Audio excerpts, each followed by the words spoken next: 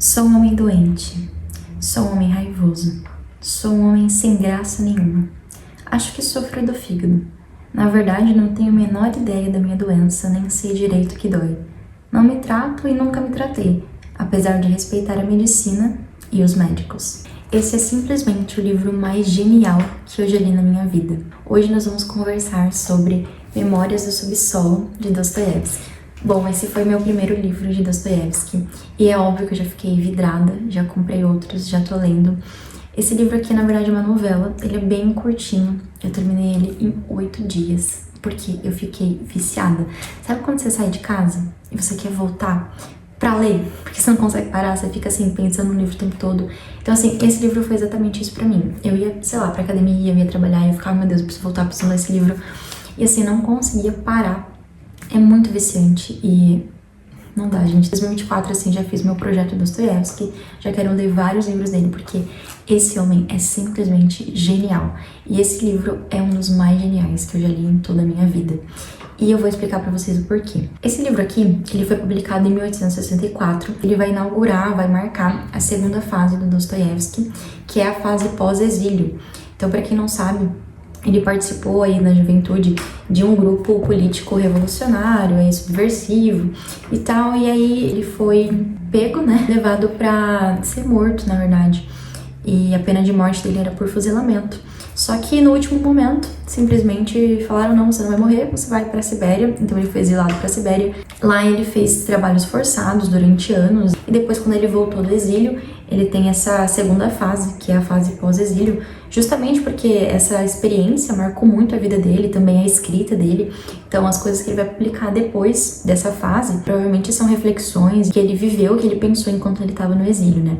Inclusive, nessa segunda fase é que ele publica os seus grandes romances, os mais conhecidos, como O Crime e Castigo e Os Irmãos Karamazov. Então foi uma experiência que marcou demais a vida dele e com certeza todas as suas obras foram permeadas por essas experiências. Memórias do Subsolo é um livro que, embora seja curto, ele é muito profundo e tem muita coisa pra gente conversar sobre esse livro. Na verdade, assim, o combo para a gente entender o homem do século XXI são estes 3 livros aqui. Cristianismo Puro e Simples, do C.S. Lewis, que é um dos melhores livros do mundo. Abolição do Homem, também, de C.S. Lewis, que já tem um vídeo aqui sobre esse livro. Eu preciso reler Cristianismo Puro e Simples esse ano pela 3ª vez, porque todo ano eu releio, desde que eu comecei a ler, e é simplesmente meu livro favorito. E Memórias do Subsolo, assim, são 3 livros como para você entender o homem do século XXI, e eu vou explicar o porquê nesse vídeo aqui. Memórias do Subsolo, pra gente compreender plenamente, a gente tem que entender o contexto que esse livro foi publicado. Então, a Rússia, em 1864, era uma Rússia, de certa forma, em colapso filosófico. Por quê? A Rússia sempre foi um país um pouco mais atrasado em relação aos outros países da Europa, por exemplo. Por quê? Desde a Idade Média, e aí a passagem da Idade Média para a Idade Moderna, a Europa foi se desenvolvendo em questão científica e tecnológica, então industrialização, crescimento da ciência, do pensamento racional, esse abandono da fé para o pensamento científico. E, inclusive, a Europa, nesse sentido, ela foi muito frutífera no século XIX por conta desse avanço muito rápido do pensamento científico, tecnológico, industrialização. E a Rússia se encontrava, de certa forma, um pouco atrasada, porque ela era um país ainda muito agrário, muito feudal, né? Era considerado semi-feudal. E então a Rússia via esse pensamento científico, essa ciência, essa tecnologia, essa industrialização muito forte nos outros países, e ela se encontrava, de certa forma, nesse dilema entre as pessoas que queriam modernizar a Rússia, trazer todo esse pensamento teórico, científico, filosófico para a Rússia da Europa, e pessoas que queriam manter a Rússia como ela era. Não, a gente vai manter a Rússia, esse país semi-feudal, agrário, imperial, sabe? Essa coisa clássica, tradicional. Então, era esse o pensamento da época, era essa a tensão que havia ali entre esses 2 grupos de pessoas. Então, Dostoiévski se encontra aí descrevendo este homem russo. Então, é como se esse homem do subsolo, que não tem nome, ele é um narrador, personagem, ele vai narrar a sua própria história, seus pensamentos, ele não tem um nome. Isso é proposital, vocês vão entender por quê, né? Esse homem é um homem completamente desprezível e não faz diferença a gente saber ou não o nome dele, ele é simplesmente um homem do subsolo. Ele é uma caricatura, um exagero desse homem russo do século XIX, que estava abandonando aos poucos a fé, Deus, o cristianismo, e estava emergindo nesse mundo racionalista e cientificista. E é por isso que este livro é tão genial. Ele vai demonstrar como que nós, ao abandonarmos a fé, o cristianismo, os valores morais, a moralidade, como que nós podemos nos transformar neste homem do subsolo aos poucos. Então esse homem, ele é um retrato desse homem russo que está descobrindo e, de certa forma, questionando também esse avanço científico, tecnológico. Este livro é, na verdade, uma caricatura, ele é um exagero, ele demonstra, assim, de uma forma muito incômoda, muito bizarra, por isso que é um livro que você vai lendo, você vai ficando, meu Deus, mas que doideira. Então esse homem aqui, na primeira parte do livro, o livro é dividido em duas partes. Na primeira parte é o subsolo, e o subsolo é a própria mente desse narrador. Na verdade, o subsolo é a nossa mente, né? E a nossa mente é isso aqui, ó. É um buraco obscuro, profundo, bagunçado. Então, essa primeira parte é muito um fluxo de consciência. Ele vai contar para nós as suas ideias sobre si mesmo, sobre os outros, sobre a Rússia, sobre as filosofias. A gente entra na mente desse cara, a gente consegue entender os pensamentos dele, ou não entende muito bem também, porque ele vai falando, e você vai ficando, meu Deus do céu. E aí, a segunda parte desse livro são as memórias deste homem, porque ele escreve aqui já com 40 anos de idade, no seu apartamento sujo, pobre. Ele é um funcionário público mediano, ele não tem amigos, ele não é casado, ele não tem contato com os pais. Então, assim, é esse homem. E aí, na segunda parte do livro, a gente percebe que é como se fosse a prática das teorias que ele coloca na primeira parte.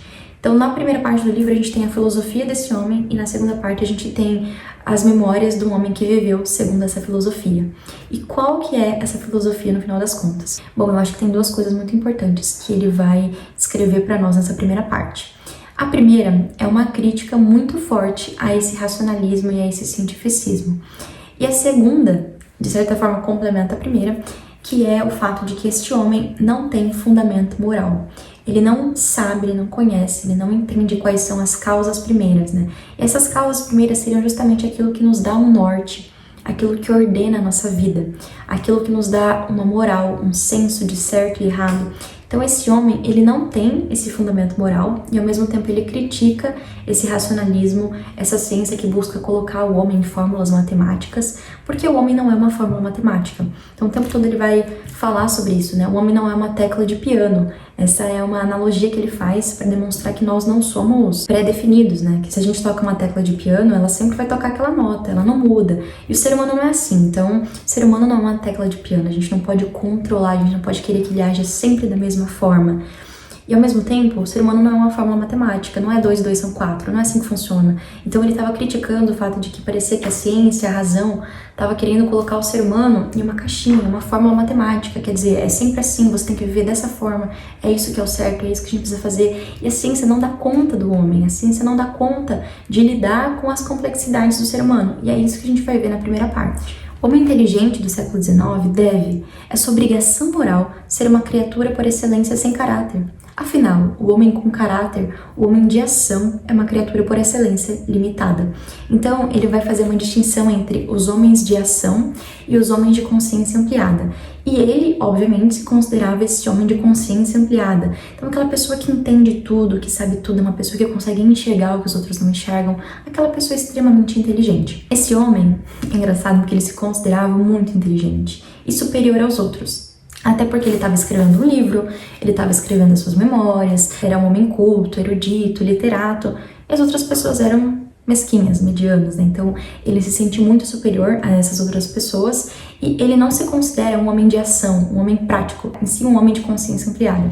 A gente vai ver muito isso porque ele é um homem que, embora seja muito honesto, ele fala pra nós tudo que ele gosta e que ele não gosta, muito claramente, mas ao mesmo tempo ele não consegue colocar em prática esses pensamentos. Então ele odeia uma pessoa, ele quer fazer alguma coisa contra essa pessoa, e ele pensa, ele matuta, ele passa a noite pensando nisso e no outro dia ele não consegue fazer isso. Então, na segunda parte a gente vai ver muito isso. Esse relacionamento desse homem com amigos, que na verdade não gostavam dele, ele também não gostava desses amigos, com uma mulher, uma prostituta com quem ele se relaciona. Então a gente vai ver que ele não consegue estabelecer, ele não consegue manter relacionamentos, porque ele é esse homem sem amor. Ele não consegue perdoar, ele não consegue pensar em outra coisa a não ser em si mesmo. Para vocês entenderem como que esse subsolo é a própria mente desse homem, ele não consegue sair da sua própria mente. Ele é um homem ensimismado. Ele vive por si, para si e para sua própria mente. Ele não tem algo além para viver do que isso. Onde estão os fundamentos? De onde vou tirar tudo isso? Faço uma ginástica mental e por isso qualquer causa primordial que eu arranjo arrasta atrás de si outra causa mais primordial ainda e assim diante ao infinito. Quando a gente olha, a coisa volatiza, as razões evaporam, não se acha mais o culpado. A ofensa deixa de ser ofensa e vira uma fatalidade, algo semelhante a uma dor de dente, da qual ninguém tem culpa. E aí você deixa tudo pra lá, porque não encontrou as causas primordiais. Então, o que ele está dizendo aqui na primeira parte, pra mim é a coisa mais importante do livro todo, e na verdade é o livro. Esse homem não tem essas causas primordiais. Ele não encontra esse fundamento moral, algo que dê norte, que dê ordem, algo que estabeleça aquilo que ele deve ou não fazer. Então, tudo que ele faz de errado, por exemplo, uma ofensa, não é mais uma ofensa, é só uma fatalidade, algo que aconteceu por acidente, ninguém tem culpa. Por quê? Porque ele não acha essa causa primordial. E aí que a gente entra no brilhante livro de C.S. Lewis, Cristianismo Puro e Simples. Aqui nesse livro, Lewis vai argumentar acerca da existência de Deus e da veracidade do cristianismo, e ele vai, de certa forma, comprovar isso por meio da existência de uma moralidade real, que seria justamente essa causa primeira, essa causa primordial. Então, esse homem está dizendo, olha, eu vou tentar encontrar essa causa primordial, mas aí tem outra antes e outra antes. Eu não acho, sabe? A causa real, a primeira coisa, o que é de fato certo, o que é de fato verdade. E aí, o Cristianismo Puro e Simples vem para responder essa pergunta desse homem do subsolo. Então, para C.S. Lewis, esta causa primordial, essa moralidade real, é Deus. Ela vem de Deus. Então, o que acontece? C.S. Lewis vai tentar comprovar, de certa forma, a existência de Deus, ou pelo menos de um agente que cria essa moral real, porque ele vai dizer o seguinte, olha, todos os homens, em todas as épocas, eles sempre tiveram essa noção do que é certo e o que é errado. O que é interessante sobre Memórias do Subsolo é que ele é a comprovação do que acontece com uma pessoa que vive sem moralidade. Só que a gente não consegue nem pensar nisso de certa forma muito clara, porque a gente vive no Ocidente, o qual foi construído com bases cristãs. Então, a moral cristã, ela permeia o Ocidente. Então, mesmo pessoas que não acreditam em Deus, que são ateus, gnósticos, enfim, elas foram influenciadas por essa moral cristã, sem que elas percebam. Então, as noções de certo e errado, essa noção moral que guia todo mundo, ela é uma noção cristã. Só que a tese de C.S. Lewis é o seguinte, mesmo que existam pessoas que nunca ouviram falar de Deus, que nunca ouviram falar de Cristo, elas têm essa noção moral.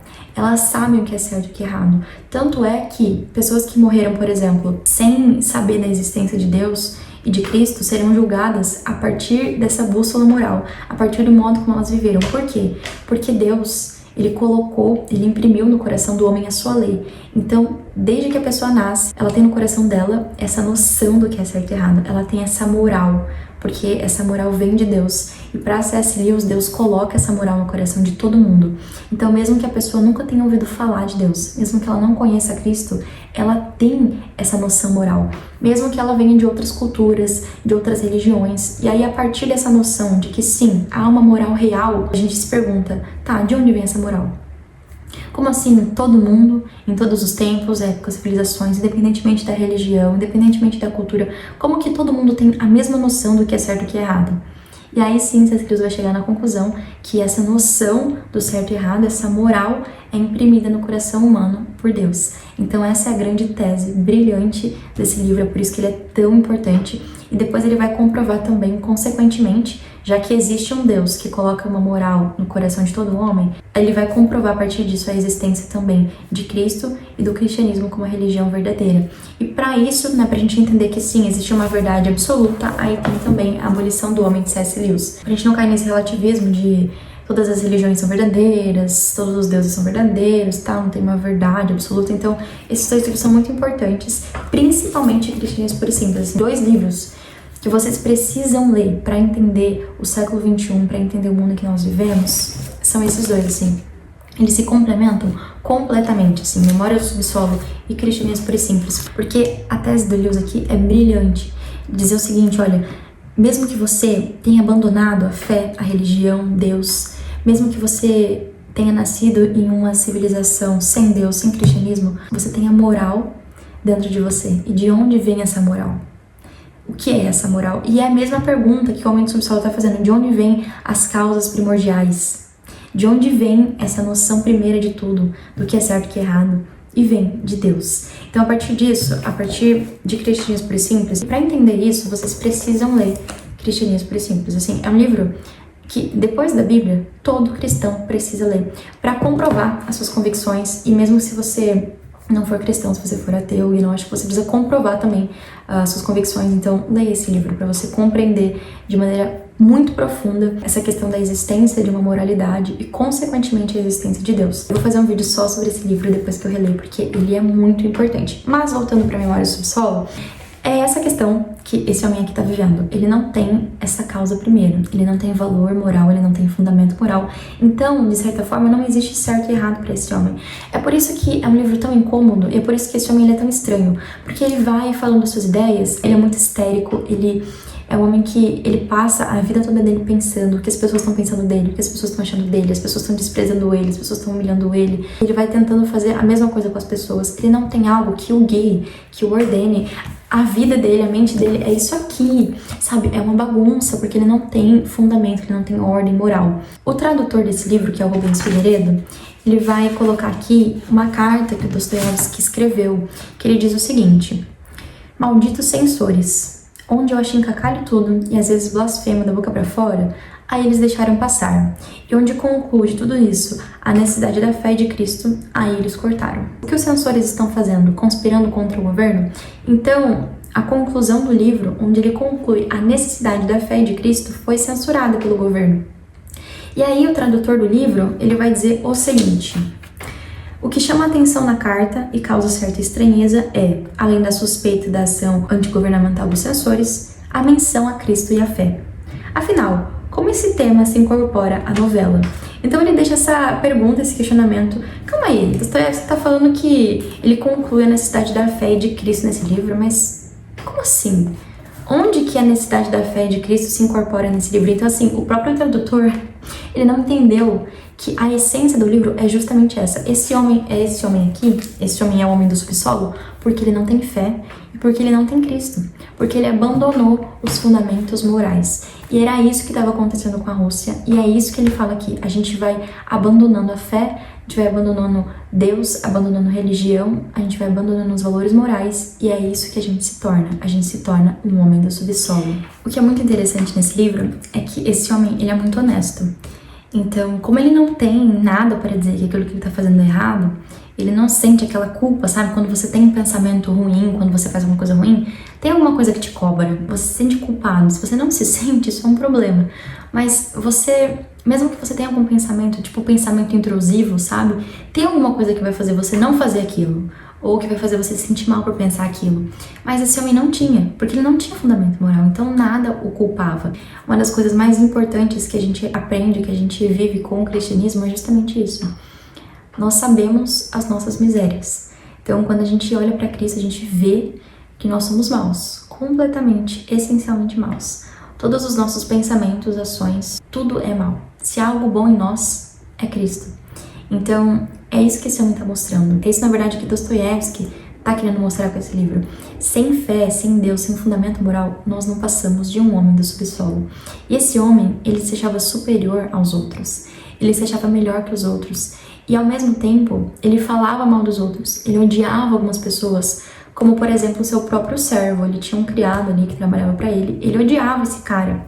Porque ele falava que esse cara se achava superior, que esse cara não sei o que, não sei o que. Só que tudo que ele falava desse homem era ele mesmo. Então, ele odiava no outro aquilo que ele mesmo era. É como se ele se projetasse no outro. Na verdade, quem ele odiava era ele mesmo.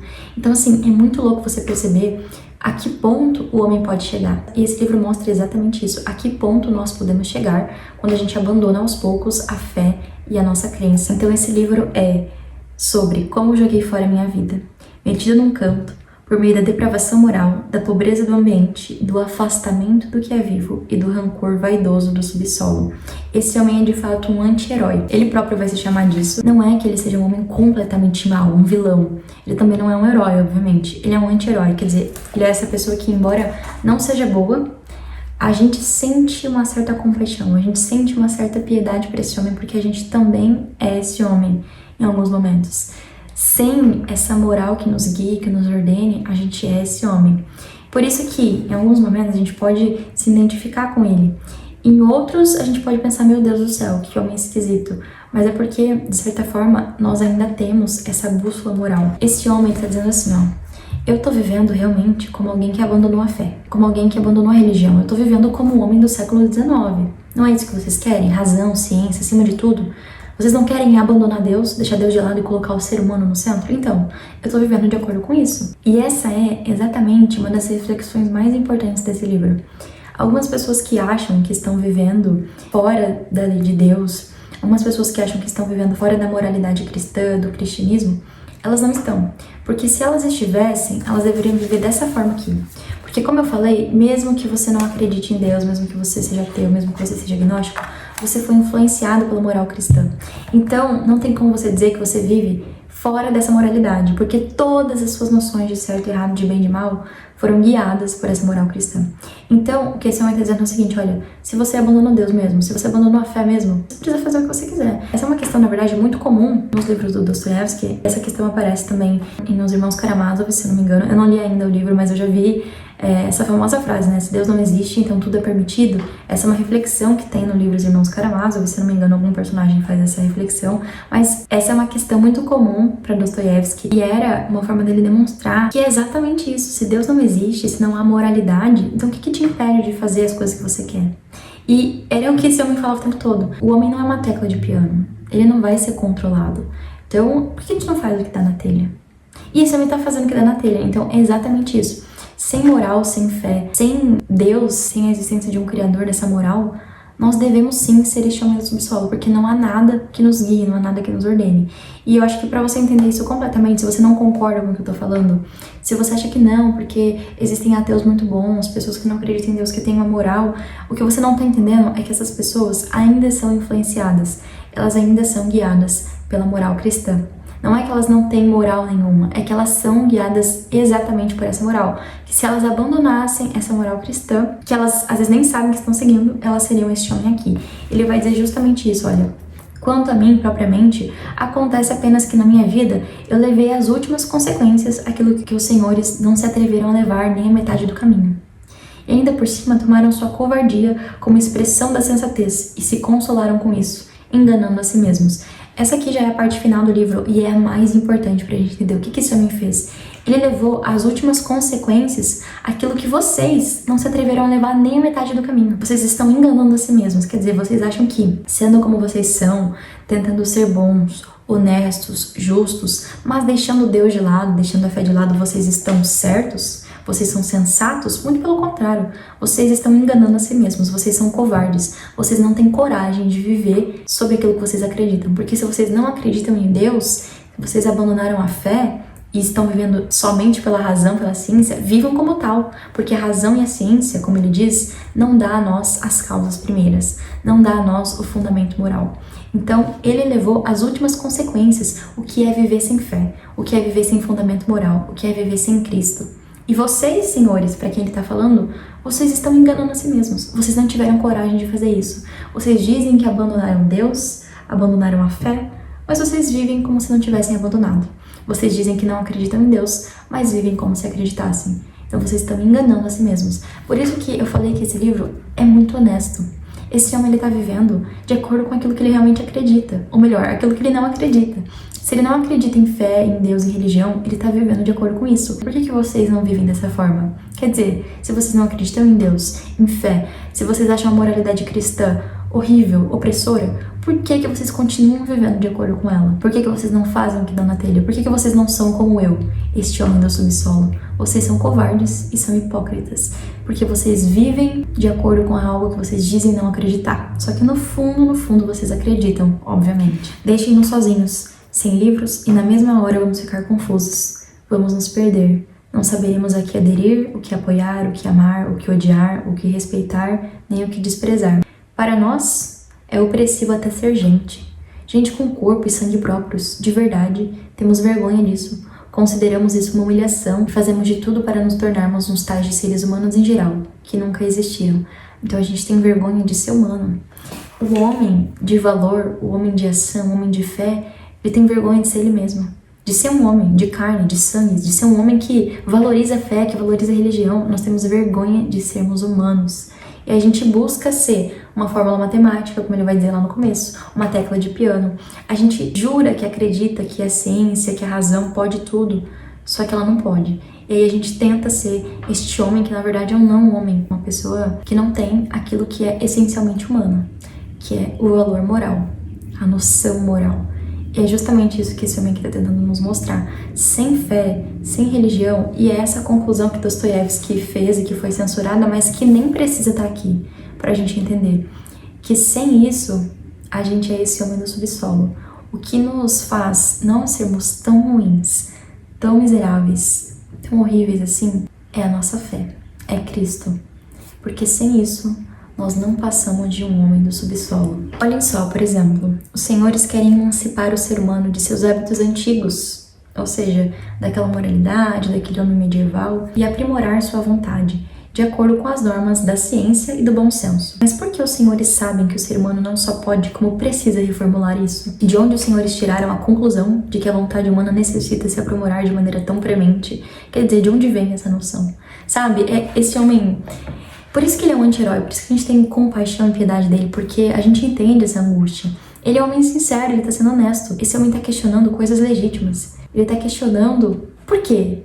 Sabe? De onde vêm essas ideias? Como vocês sabem que o homem precisa disso? Como vocês sabem que o homem necessita daquilo? De onde vêm essas ideias? E ele não tem uma resposta, porque ele tá tão imerso nesse contexto racionalista, cientificista, ele tá tão imerso nesse mundo, nessa Rússia do século XIX, que ele não consegue nem enxergar que o que falta é justamente isso, é a fé, a ordenação moral. E aí ele vive buscando isso, só que ele nunca encontra, porque ele vive em si mesmo, né? O tempo todo ele tenta ser uma pessoa melhor. Por exemplo, o momento ali dele com a Lisa, que é essa prostituta, ele tem uma conversa com ela. Em vários momentos a gente percebe que ele queria, sabe? Ele queria ser melhor, ele queria se relacionar com ela, ele queria amá-la, mas ele não conseguia. Pra ele, amor era subjugar a pessoa moralmente, era dominar a pessoa. Ele não tinha nem aquilo que é mais essencial do ser humano, que é o amor, a capacidade de amar. Ele não tinha isso. Mas é um homem que realmente levou às últimas consequências. É um homem que realmente viveu de acordo com aquilo que ele acreditava. E é isso que falta pro homem do século XXI. Quer dizer, vocês acreditam realmente que a gente não precisa de fé, de religião, que isso tudo é um atraso, que isso tudo é retrógrado? Então viva como tal. Não fale que você não acredita em Deus, não fale que a religião é inútil, que a moral é inútil, se você vive de acordo com esses preceitos, entende?